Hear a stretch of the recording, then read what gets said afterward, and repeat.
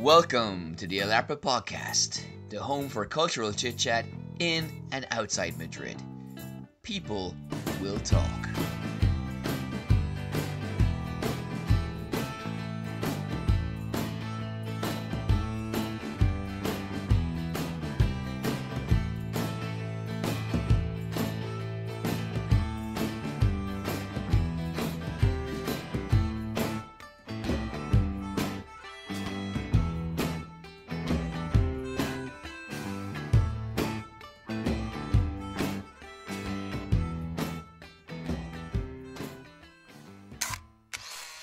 Hello again, this is the Alarpa Podcast, and joining me in studio is Mary. Que vil tu? Kunstatatu, how are you? Como? Fantastic. So we are now officially in week 2 of the course. This is Thursday. You're listening to this on Friday at the earliest, because it's going up tomorrow. So we're almost in week 3 of the course. We are officially at the halfway point. This is a 4-week course. Can you fill us in, isn't it? Oh, I thought you said last week it was 6. Oh, yeah? I thought it was 4. And then you convinced me it was 6. Compromise. It's a 5-week course. So potentially, or potentially not, we're at the halfway point. But please do fill us in loudly about the course, the progress we've made on this course, of course. Well, we've learned lots of things from just the usual courtesies to the house, for example, and its different parts. Talking about where you come from versus where you live, if it's different. You're gonna ask me to say it, aren't you? No, but you've made good. a startling discovery that the Oscar, the AI, is actually not an AI bot. It's a real person pretending to be a bot in what could potentially have been a cost-saving measure by the university to suggest they had this technology, but in reality... Do you really think it was a bot? Yeah, of course they did. They said it was a bot. So... Yeah, but those are the ones that reply to questions in a very stupid way. Like, you know, on the website, like you put a question and then it just throws... John Oliver actually has a great bit about this in his latest episode of Last Week Tonight. Have you seen that particular one? I think so. About automated robocalls?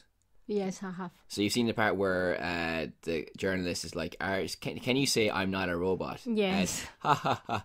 Of course I'm a real person. I get that, but say the words, I'm not a robot. Ha ha ha. Of course I'm a real person. So it's sophisticated, to be fair, but obviously not good enough to fool a real human. But yeah, so I assume that these people would be bots. But they're not. So you sniff that out, Mary Hound. I don't know. I mean, very moderate. I might be wrong. I just got the impression that because how would it work? Because, you know, they in the final video every week, they answer some questions. And then the robot, that is just like a video of a robot, had the same voice as the guy from the video. So yeah, that in is, my humble opinion. So August dos is una, indo. I can't remember. Caja or something like that. Caja. That's Caja. it. So dos August dos. Yeah. No, it's Spanish. Dos August dos. Do August do equals Cater. So okay, anyway, whatever. Actually, the numbers are there as well. We've just learned them. I've skipped that. I went straight to the Logarithmica, which is the place names. So, funnily enough, Limerick is undetermined. Nobody knows what the name could be, but there's also a possible name, which was like a negative one. Barren land. Barren land, yeah. So, I guess Limerick has always been cursed, even going back to a long, long time ago. Poor Limerick. Cork is the rebel county. Well, most Irish people will know that. Clare, I never knew, was the Garden County, which in America is a Garden State, which I believe is California, but it doesn't really matter. It's probably for the tourist leaflets. Well, yeah, all that stuff. Well, Limerick is technically the gateway to the southwest, because it's the first place you go to so you can get to the southwest. That's the definition of a gate. Or a gateway. But the course is going really well. It's funny because you can see the comments from other people. There's a guy from Jakarta, Indonesia, who has said that there's actually because of the Irish Embassy, the Sunday, March 17th, is of course St. Patrick's Day.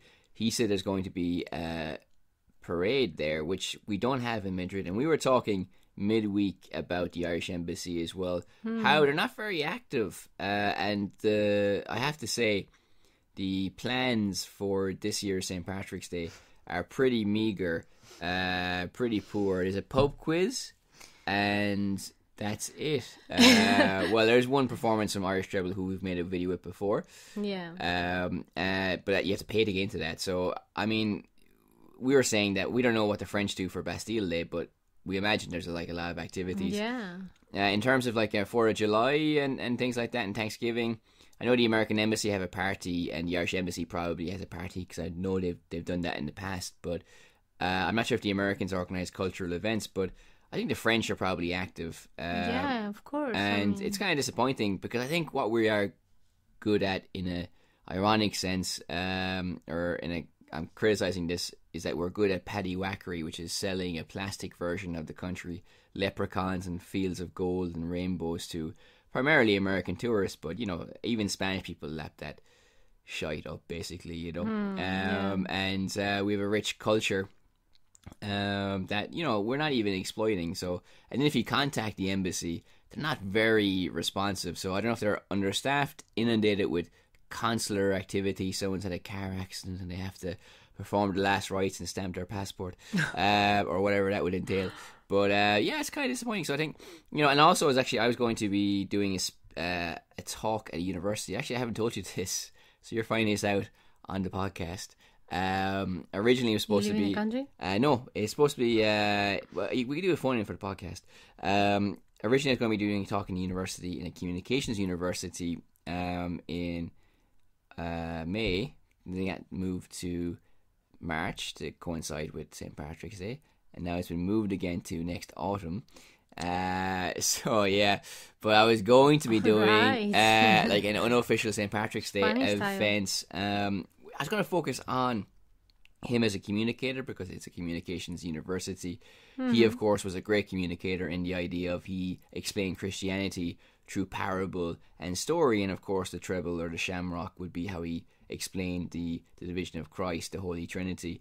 But of course, then we also know from his confessions he was obligated to write that, and in that he betrayed a very human insecurity as well. So I think there was probably a lot of soil to be tilled or furrowed or ploughed with that kind of idea. I think it could have been an interesting talk, which, all going well, we'll do that in the autumn. And they have a radio station which has been newly released or launched, and apparently our podcast could potentially become part of their network, which is not anything to be sniffed at if it does happen.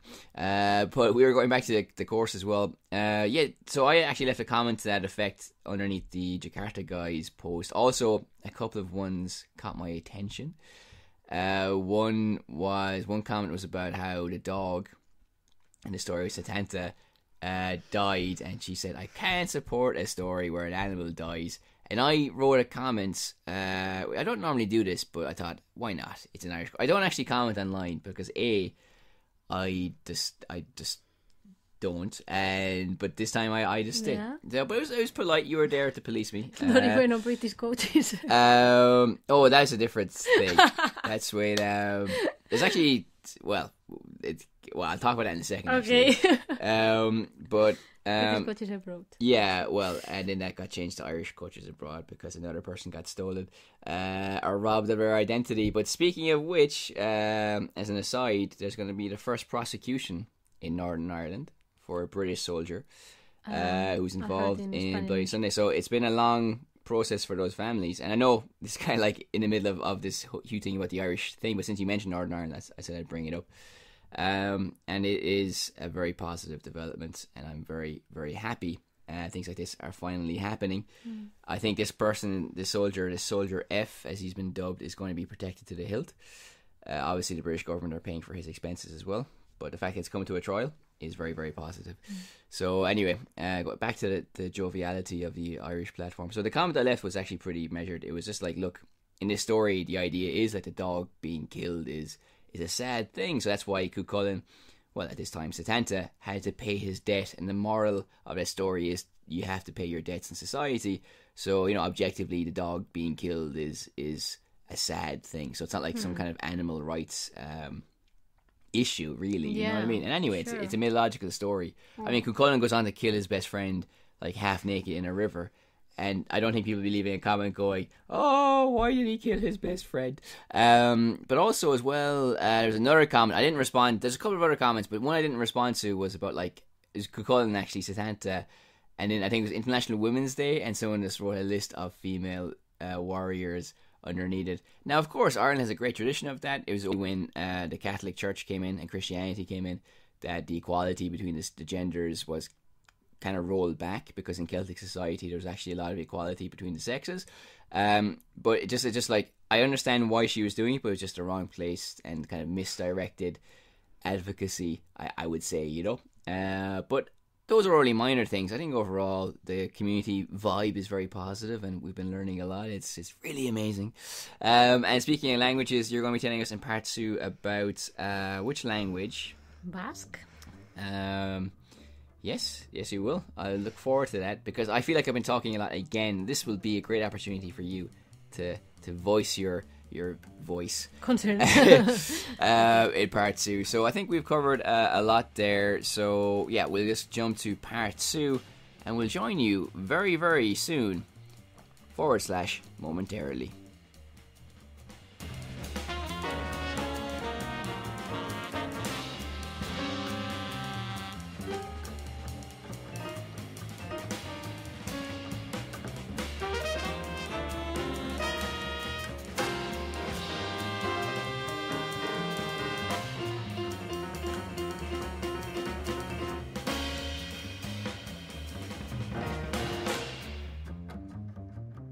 This is part 2 of the show, and this is the part where we're going to learn a little bit about the Basque language and why for centuries it remained unwritten, which is a bit of an anomaly, I think, for most languages. And here to explain to us is noted philologist, language experts. Sorry, remind me again, your PhD is in languages, right? No, it's not in languages. What is it in? In archaeology. Okay, so, well, you can feel free to disregard the second part and go to part 3 if you wish. Just fast forward. Most podcast styles have like a 5 or 10 second thing you can skip. But for those that do stay, I'm sure you're in for a treat. So this is a vast period of time, big topic. So where do you want to place us, the listener, in this story? And we can expand from there. Well, I think we can start from the fact that most people, and especially most Spanish people, know nothing at all about the Basque language or Basque literature. And you do learn a little bit at school, not of the language, of course, but you learn a little bit about the history. But it's mostly like explaining the development of Spanish from Latin, and then some other like Romance language. Yeah, romantic languages. Mm-hmm. And then obviously Basque is not one of them. But well, it's like a couple of things get mentioned, but not very much at all. So first of all, I think it's a bit of a shock, because when I started reading about it, I realized I had no idea. And I don't know, I kind of assumed that there was a whole history of literature that just was like unknown to me. And then yes, and then I started discovering all these things, mainly to do with the lack of literature, which is quite peculiar. And well, it all started there. Okay, so yeah. First off the bat as well, is Basque a controversial language in the same way Catalan is, or I guess I should say, has it been politicized as much as Catalan? I mean, do kids learn Basque in school today, and are people in Madrid a bit suspicious of it in the same way people learning Catalan in schools there provokes disquiet in places like Madrid? Yes, and definitely I would say that. Obviously there's nowhere near the same amount of people that speak Basque on a daily basis as there is Catalan.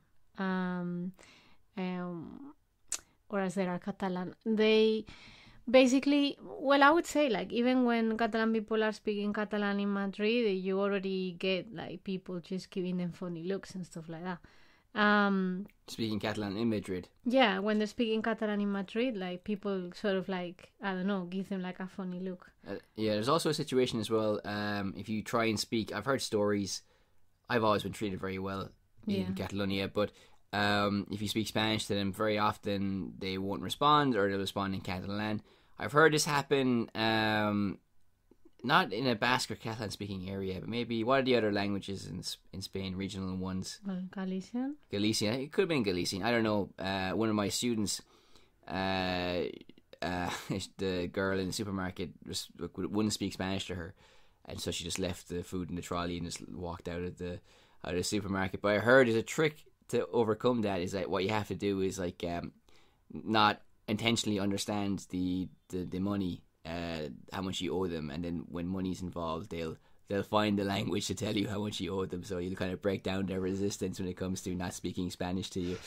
But these are anecdotal stories. But also, apart from the fact that they mightn't like you speaking Spanish to them, and they might respond in Catalan or otherwise, I've also heard there's a culture there that if you have a business, maybe you've offices all over Spain. If you go to Catalonia for a meeting, they kind of sneer at you for being Spanish. Now, I don't know if that's true or not, but that is the image that's out there. So we'll just put that out there, whether it's true or not. But I get the sense that it's not the same for Basque people, that if you're from Madrid and you have an office in Bilbao, you go there, you're not the fool from Madrid, and if you speak Spanish to them, it's not going to be an issue, maybe. I don't know if that's correct, or...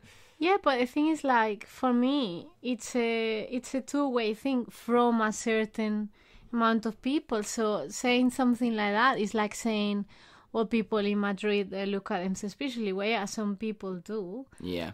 Which is really stupid. And then some people have an issue with Catalan people in general. You know what I mean? And equally with Basque people in general.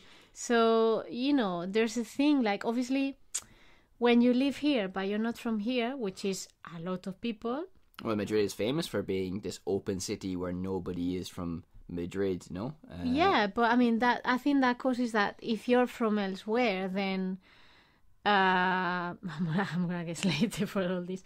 But is from my point of view, personally, I have no issue at all, and in fact, I really enjoy when I hear people speaking, especially Catalan or Galician, because I can understand. Obviously, with Basque, you cannot understand at all. So, but there, for me, it's not an issue of, like, I don't understand what they're saying. They must be plotting something. It's just that I can't exercise, what I like doing of comparing languages. Yeah. So that's the only frustration for me. But there are many other people that, feel threatened. So, the thing, like, of saying that people sneered if you speak in Spanish when you're in Catalonia, whatever like that, but it's also the same in Madrid. Yes, and to kind of go back into the past with the Basque language, there's also a very interesting reason for why it remained unwritten for a very long time, that it was seen as a bulwark against a rising tide of modernity, and maybe you can explain a little bit more about that. Yeah. Well, recently there has been some studies published by some Basque philologists or working in the same field as you. Yes, and there are two in particular who recently, I'm talking the 90s probably, where they put forward a theory which said that most likely the reason why Basque had been kind of, because, this is important to say before I explain, which is that the priests or the literature is dominated by, up until the late 18th century, is dominated by priests. Okay, so everything that you get that gets written down even if it's, okay, some of them are stories or poems or whatever, but it always comes from the church. And also the priests are famous for like having a very important role in the Basque country, right? And in this case, for example, they use the in the Sorry, to explain that laughing, I'm just sitting very awkwardly, so you look like you're falling asleep. You're dozing away there. So basically, the theory says that probably the priests kind of like monopolized this language because it was a way of, this was the language of like the countryside. And obviously in the Basque country, I mean, it's the border with France, the Pyrenees, and there's a huge amount of countryside and people lived in like valleys. And there are a lot of mountains separating them. And so obviously because the valleys. And they... by doing that, they basically guaranteed, by supporting the language of the villagers, that they could control the influx of ideas, you know, and that all the ideas that were coming, especially from France, for example, would not penetrate the population. Okay. So it is quite an interesting, this is like the theories that they put forward, and I think that makes sense. I can see through history how that's worked. And I think it's very peculiar because it's the opposite to what usually happens with the vernacular language. You know, vernacular languages are like normally used to express identity and in I don't know, in an unofficial way, no? In an unofficial way, yeah. But normally against another power. In this case, this is what happens in the 20th century, like after the Basque Nationalist Party is founded at the beginning of the 20th century. But it's not what happens before. So it's kind of like, it sort of like skips them. You know, the nationalist romantic movements of the 19th century. Okay, so I have two questions. I'll start with the first one. It's always a good place to start. The Basque Country borders France, no? Yes. For example, good. So that's a good start, Julia. That was I was going out on a limb there. No, so I mean, imagine there's contact between those two areas, even though you had remote places in the Spanish part of the Basque country, if that makes sense. And on the French side of the border, you'd Basque-speaking people there as well. So, okay, maybe you haven't come across this in the literature or your research, but how didn't the ideas there from the French side filter over to the Spanish side? Maybe the French church were fulfilling the same function. Or the French church was blocking the modernist ideas in French for the Basque-speaking people in the French side of the border, maybe something similar to that, or I don't know. How do you explain that? These things were coming from the French language and from France, and they didn't have much of an impact in the Basque country on the Spanish side of the border. I don't know if that makes sense. Yes, it does make sense, but it's because the kind of like the Basques are a nation, let's say, so like part of it is in Spain and part of it is in France, but as an entity it's very peculiar because there are certain periods in history in which they are even kind of like teaming up and having their own discussions or their own their own conversation about what's happening between France and Spain. Obviously, like France and Spain are historical enemies, and there are big relationships, but also like lots of political, going backwards and forwards. And at one point, they are kind of like the middle people, between France and Spain, and both of them they're kind of like the only ones that understand each other, because they use the same language. So rather than being this brokering agents, they're just caught in the middle, more or less. They're not empowered by this mutual understanding. Well, I think they are, because if you think about it, both of them are part of two countries, and they can vouch for those two countries in whichever way they want with each other. So you know what I mean? Would someone from the Basque country be able to influence official Spanish policy? Then I don't know if you've come across this either, but so because they had this mutual understanding, they would be deferred to or consulted when it came to... It's because it's not necessarily because of that, but this would be very long to explain. But basically, it's because we have time. No, but historically, I mean, this is all completely embedded into the history of Spain, and it's impossible to understand it without like a modern history understanding. Okay. Basically, it's to do with the fact that you have a very powerful kingdom there, which is the Navarra kingdom, and they even now, even to this date, they have what is called like los fueros. I think you can say foral law, no? It's kind of like a special privileges, like they have a special relation that they kind of like have their own rules. It's kind of like medieval kind of agreements that they were allowed to keep throughout the centuries. Even now they have like their own kind of like separate law. Obviously every community in Spain has their own like local law, but they kind of like their law even supersedes the national law. You know, it's a very specific circumstance for Navarra in particular.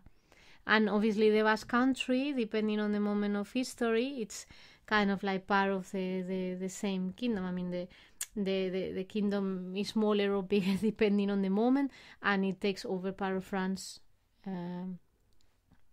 depending on the moment as well. So at a point when like Navarra is kind of like in between, then of course it's very powerful because it's, well, both countries are interested in like having good relationships with it.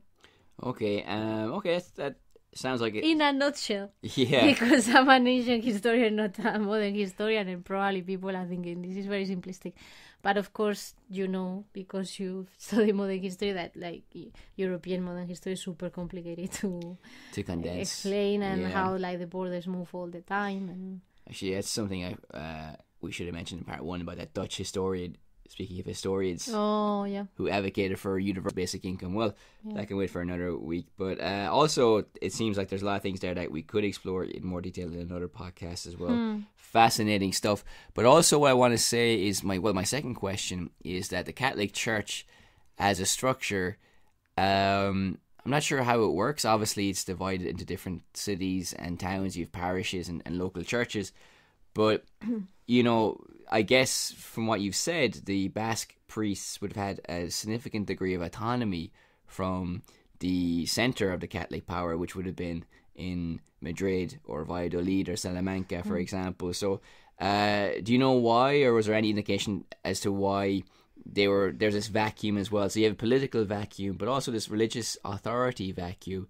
Like, what happened there to allow that to flourish? Well, I'm assuming you mean like lack of presence from the central government. Well, yeah, yeah. In a sense, I do mean that because, but then again, maybe my question isn't valid because the idea is like that the church was a conservative institution set against modern ideas, which I guess even the church in Madrid was like that as well. No? Yeah, of course. Okay. Yes. So. Is a vacuum question. So, okay, well, you know, it bears asking, I guess, and we've discovered the answer in the question. But, so we've established one of the reasons why it remained unwritten for such a long time. You've also explored this area in some significant detail. So what other things can you tell us about the state of the Basque language, why it remained unwritten for such a long time, these kind of things? Well, the thing of why it remains unwritten, I think I find it unbelievable. I'm very hard to justify. I mean, I find it hard to believe. And the most peculiar thing is that there is an awful amount of documents that supports the knowledge that there were people, or most or many areas only spoke Basque. And this is all because in the texts, in the documents, they tell us about how basically there were scribes that had to go over and that knew both languages, because if they had to do anything official, to do anything to do with a central power or whatever, even though for a long period this is not quite like that, and we have to go back to the issue of the kingdoms and all this. But in modern history, when they're doing any sort of official thing, they're being translated. So there are documents that tell us that, you know, these people went, and because this person only spoke Basque. And that gets mentioned a lot, which is a very strange thing, bearing in mind that then the documents written in the language are very scarce. And as I was saying before, are limited to, for a very long time, to religious texts or religious translations, poetry, but within like the religious sphere, that sort of thing. Translations from Latin. Okay. The first ever written documents in Latin are in Basque, are annotations on Latin texts on the sides of religious texts. Okay, and is there a sense as well that by contrast, the oral tradition in the Basque Country was very vibrant and very rich? For example, we both listened to a podcast about Peg Sayers, this Irish woman who wrote down her story, of living on the island of Ireland. But, you know, a lot of people in Ireland at the time also wouldn't be writing and would be still fully immersed in the oral tradition, and their form of entertainment would be telling stories, and through those stories they would learn the moral codes of their particular society, which is also against this kind of authority, which at that time was Ireland under occupation as well. So my question is, I mean, in Ireland's a very strong oral tradition, I can only imagine that in the Basque Country it was even stronger, or would that be an incorrect assumption to make? I must admit I haven't explored that very much, because my starting point was trying to find out about the literature and like written literature. So I haven't got to the stage of actually seeing what was replacing written production, because obviously we know from the documents that they were communicating in that language, and primarily in that language, and that was respected because of the fact that even like officials are sent over for the purposes of translation, even though slowly they keep on trying to impose Castilian, but up to a point, because in reality it's not very imposing, since they keep on trying. It depends on the area, but they keep on trying to maintain these scribes for a couple of centuries. So I would assume like oral tradition is very strong. Obviously, I know that, for example, they have their own like myths in a similar way to the ones that we were, their own legends that we were talking about, of like, the origin of the world, or you know, things like that. So. And very close to Galicia as well, which would be very strong in the mythological departments as well. You mentioned the word scribes. Excuse me. Scribes. Now, you've studied Egyptian history, just to confirm that you're not a linguist, but an archaeologist. Or an expert on Basque literature. But scribes, as you mentioned in a previous podcast, were obviously very valued, had a huge position in society. I know it's a bit of a stretch, but do you see any kind of parallels where these scribes were kind of not obviously, you know, semi-kings or rock stars, but you know, were a little bit above everybody else because they had this skill that wasn't widespread across the general populace? No, I wouldn't think that at all. I think they were just like civil servants, and in the end, they're seen as a nuisance because basically they are just making it harder for everything to be homogeneous, you know. So... Okay, well, that's one question that doesn't make sense then. So you tell me, am I joking? But you can tell us the final, or what else is left in your research about this? Is that everything?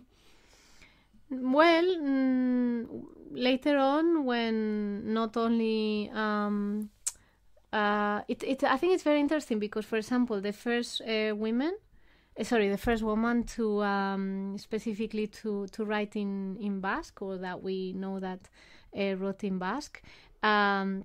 This in the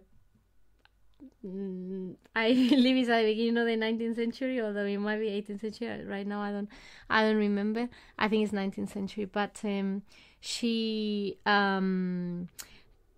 actually wrote some, and it's interesting because of what she wrote, because it's the first time that kind of literature gets written, right? So what she actually wrote was a translation of like Aesop's fables. Yeah, Aesop's fables. Yeah, Yes. yeah, Yeah. Aesop's. That's it. And I said it in Latin. Sorry.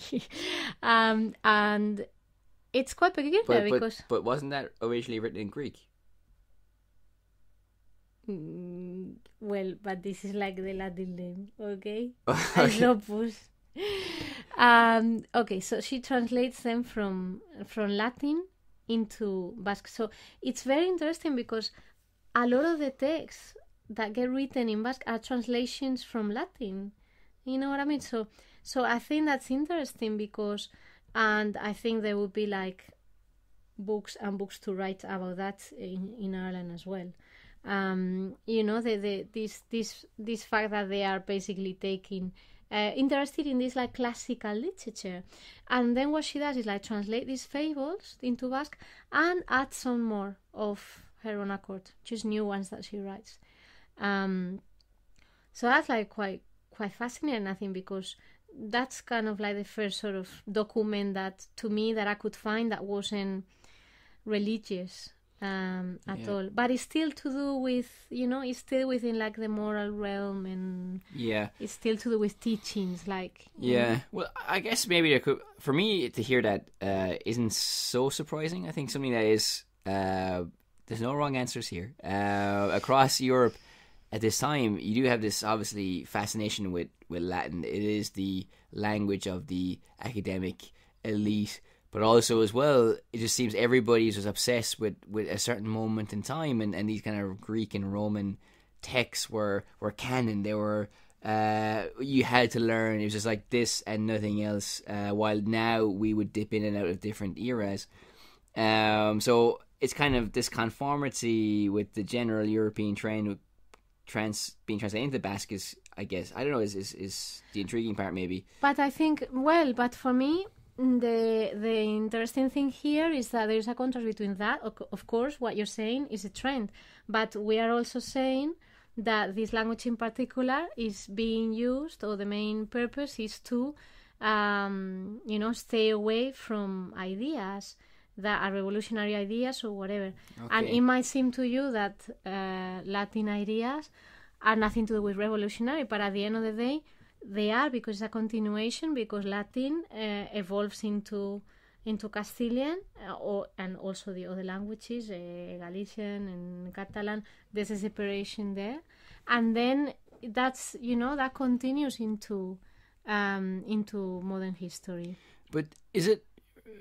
I mean, is Latin revolutionary? Because I know it is the root of the languages that contain the dangerous ideas, but in a way, I still, and maybe I'm wrong, I still see them as being blanketed, even by these, because they're learning these ancient texts that, in a way, you know, can still tell us things about ourselves today. They carry timeless messages, but also in a way they're just ancient texts that have lost maybe political bite or relevance, while I don't know what would be politically explosive at that time, but like something like Voltaire, or written in French, you know, printed in underground presses, these kind of texts which would have gone around Europe, written by English writers, French writers, you know, those would have been the ones that have been suppressed. And while if someone's reading the Odyssey or the Aeneid or Aesop's Fables, they're not going to be inculcated with a modernist idea that could tear down the fabric of their rural and Catholic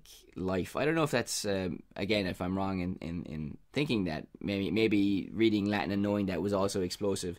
Maybe it's explosive by virtue of the fact that having that knowledge was wrong, because they want, like, the church and the powers that be didn't really want them to have any knowledge, because, you know, any knowledge potentially could lessen their power of whatever description, perhaps. I don't know how to interpret that, but... No, I think both things that we mentioned are important to evaluate. I couldn't I tell you whether it's one or the other. What you're saying is definitely true, and I think there's also an element to consider in what I was saying because of that political element of the church and in the area. And also, at the end of the day, to me, I find it extremely strange that there wouldn't be their own production, their own literary production in that language. That's what I find it very difficult to believe. So whether it's been lost or, whether it was destroyed, I have no idea. But this is something that I would like to know more about. But I have gone through a few, not that there's that much written about it, but I've gone through a few books on like comparative history of literature and things like that by Basque writers. And none of them... all of them mention pretty much the same people that I haven't mentioned all of them, but the same history that I was talking about, which completely misses out on kind of like novels or things like that until much later. And in modern times, are there noteworthy Basque writers, either in Spanish, which I'm sure there must be, but also in the Basque language? Are there novels that one would reference, or this is an example of great Basque writing? For Basque literature, there are a couple of authors which they completely, they're referent for them, and even linguistically, because they developed or adapted certain words, and obviously because there were like many dialects, and they kind of like adopted a more homogeneous one. And some of like later writers base their language around the one developed by this particular writer, for example. So there are 2 or 3 like that are referent for them, but within the Basque country, I'm talking in the Basque language, then everybody else, nobody would have heard about them. Do you know what I mean? In the rest of Spain, or at least from the point of view of being in the capital. And then in Spanish language, Basque writers in Spanish language, yes, of course, there are a few, and most recently there was a book that became very famous and won a prize and everything, which my brother has lent me, but I haven't read yet, which was called Patria, so Homeland. And, well, it's all about the political situation in the Basque country. I think it's between the 80s and nowadays, mostly the 90s, to do with all the political issues with it and so on. Society. Okay, you trail off there, so that must mean we're coming to the end of part 2, perhaps. Anything else you want to share about this topic? No, I think there's just I've only started looking at it, and I probably missed some important facts, but I don't know, I find it unbelievable, but that we don't know more about it from an out of the Basque country perspective. But then again, it's what happens many times. I don't know, you end up with a very skewed, very central narrative, that kind of diminishes national identities. Well, the complaint I heard was that Spain is made up of different communities, and they all have autonomy relatively to look after their own things, and that means also controlling what is taught in schools. So if you're in Leon, you're learning kind of maybe history related to the north of Spain, or to Leon. If you're in the south, the Catalans, they learn about Catalan history, especially from a Catalan perspective maybe. The Basques similarly as well. So even I get the sense that all over Spain, nobody's really learning a unifying history of the country, and rather it's kind of more local things. So the Basques who are going through Basque schools might be they probably are aware of this, while you, I guess, as a Spanish person, not there, would be ignorant of that because of this kind of federalized, or community. We wish. I misspoke there, but you know what I mean. The community-driven, where it's separate education models. That doesn't help either, I think. No. Yes. But to be honest, I mean, on the one hand, I think for me, what that model is missing is knowing about the other provinces. But I don't want to have that, standardized narrative that applies to all the provinces, because that's always bound to, that's probably the one I got, and that's just bound to, brush over any details as important as the fact that Basque, which is a non-Indo-European language, didn't get written for 1,000 years. I mean, I would have liked to know that earlier in my life. Well, it's been very interesting to learn about it from you today, so thank you very much for your insights. And for someone who's not a linguist, you did a hell of a job.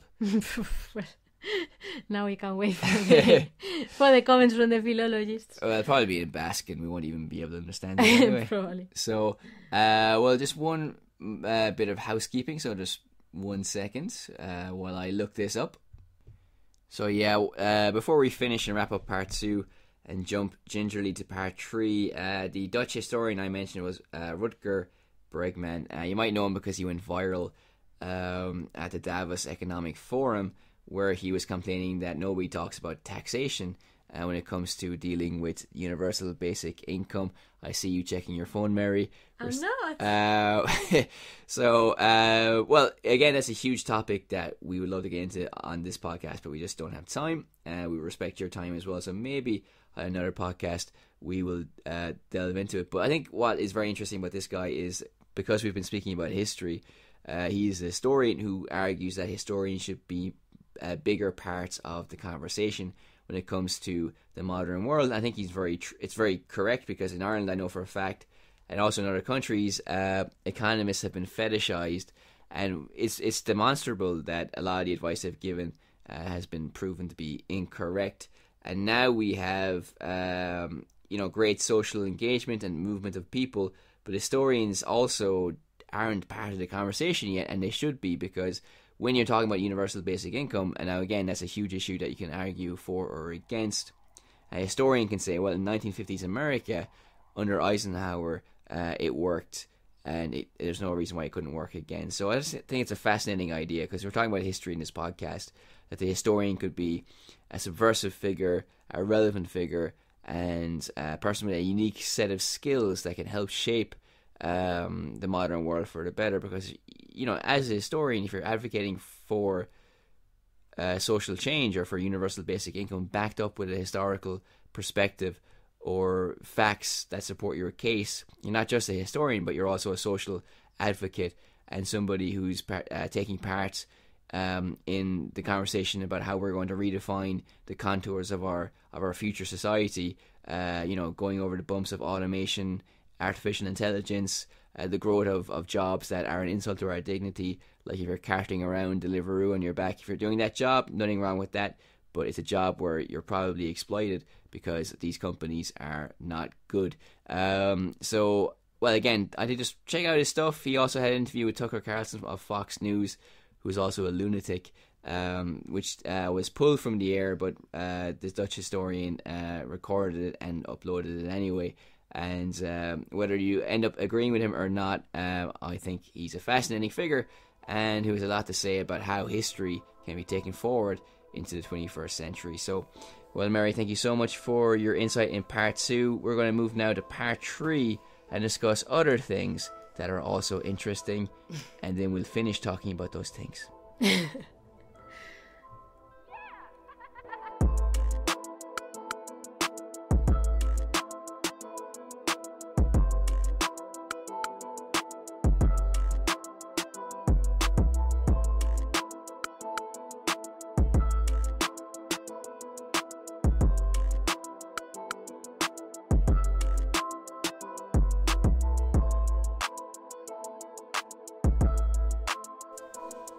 This is part 3. So Mary, thank you very much for sharing a shortbread biscuit with me, a cup of Barry's tea, and a debate about the respective merits of Sleepless in Seattle and When Harry Met Sally, both Nora Ephron, Tom Hanks, actually no, Meg Ryan starring classics. Tom Hanks is only in Seattle. And little trivia, Niles Crane, the guy who plays Frasier's brother, is in that movie, very briefly.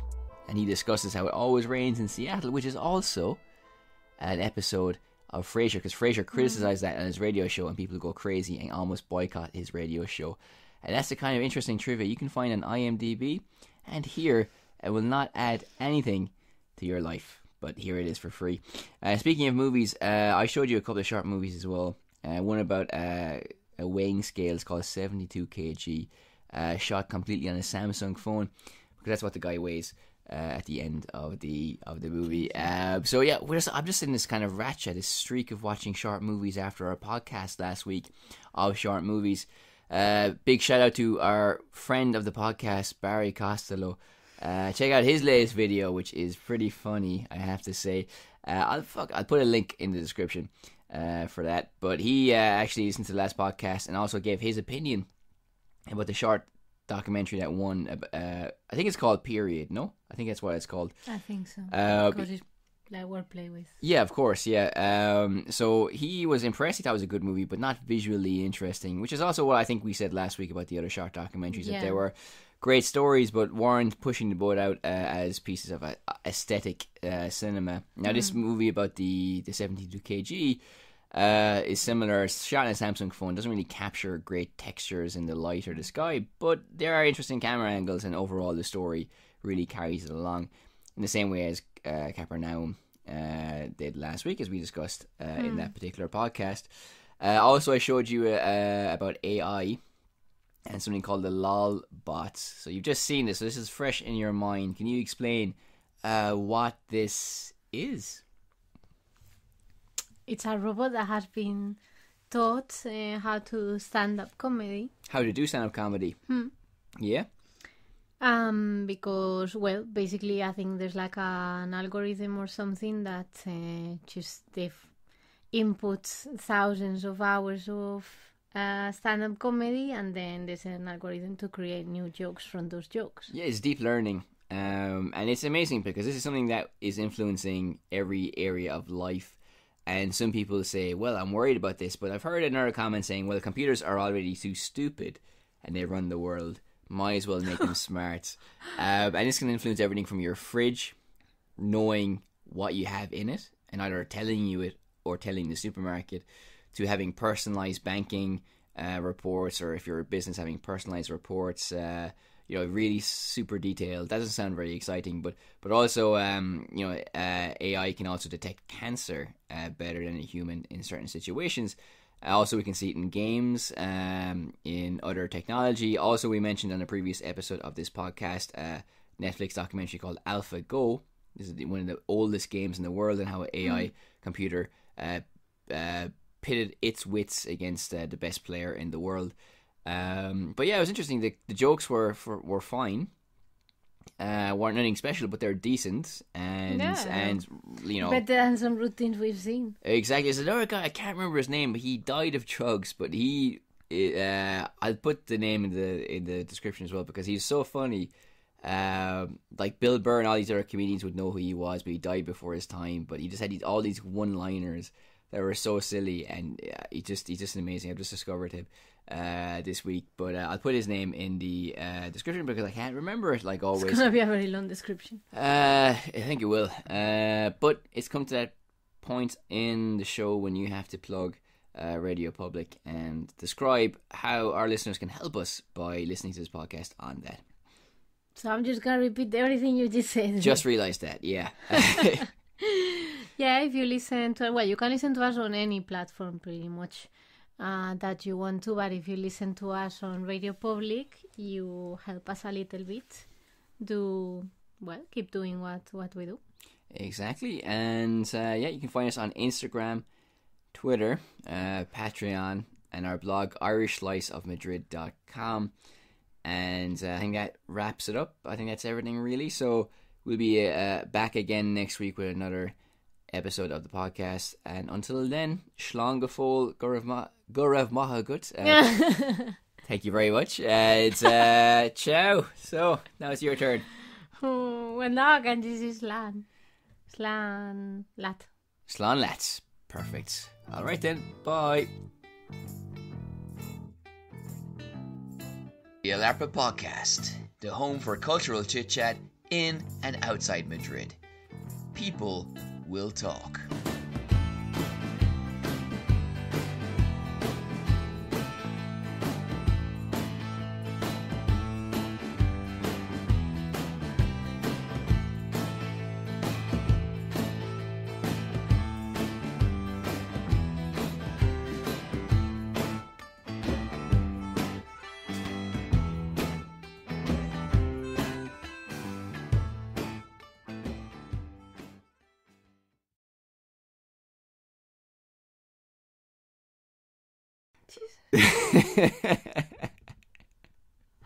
Okay, you can start again, please.